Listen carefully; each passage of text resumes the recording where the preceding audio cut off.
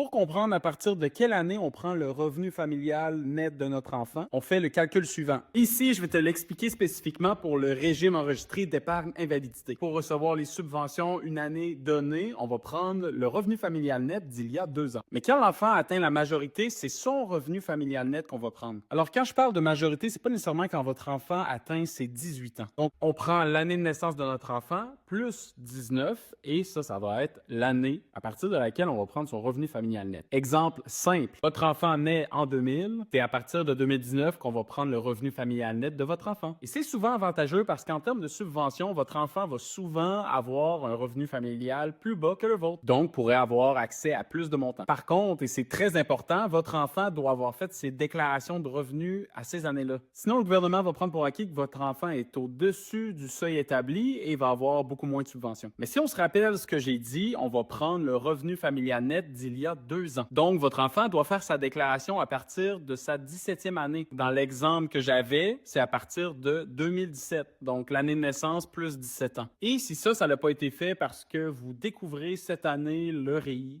et que votre enfant est rendu, par exemple, à 23 ans, ben, il n'est pas trop tard pour aller rectifier le tir. Parce que le gouvernement, il permet d'aller faire des déclarations rétroactives. Donc, on peut remonter jusqu'à 10 ans en arrière, rectifier le tir et avoir accès aux subventions. Mais encore une fois, si on veut profiter le plus possible des subventions, il faut commencer le plus tôt possible. Donc, rends-toi sur le rei.ca pour commencer tes démarches.